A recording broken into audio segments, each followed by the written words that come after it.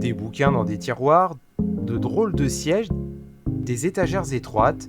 La Caverne aux livres, c'est une librairie insolite, dans des wagons et une halle à marchandises qui croisent les voies de la gare d'Auvers-sur-Oise. Un projet un peu fou, initié en 1989 par Philippe Ferry, lassé du journalisme. Son fils s'en souvient bien. Au départ, il voulait quelque chose de très très grand, il voulait se mettre dans les champs. Malheureusement, on s'est rendu compte que dans les champs, il n'y aurait personne qui passerait. Donc on a trouvé cette halle à marchandises et on a rajouté 3 wagons qu'on a fait venir de la gare du Nord il y a 30 ans.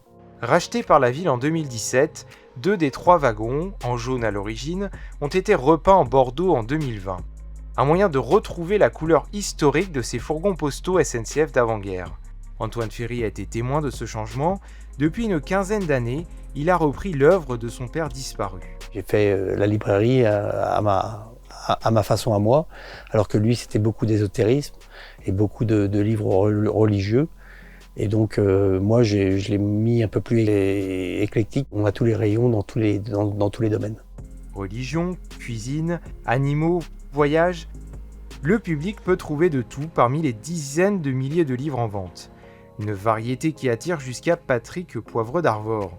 L'ancien présentateur du JT de TF1 vient au moins une fois par an faire ses emplettes. En plus de l'exhaustivité, les personnes apprécient aussi et surtout l'ambiance. En général, lorsqu'elles rentrent, elles disent « Oh, c'est extraordinaire, oh, c'est splendide, oh, on se croirait chez Harry Potter ». Enfin bon, plein de réflexions. Combien vous avez de livres? Enfin, les gens en général se sont enchantés. Pour alimenter cet antre, Antoine Ferry achète ou reçoit des dons suite à des déménagements ou des décès. L'un des 2 derniers bouquinistes du Val d'Oise espère susciter des vocations chez les jeunes générations.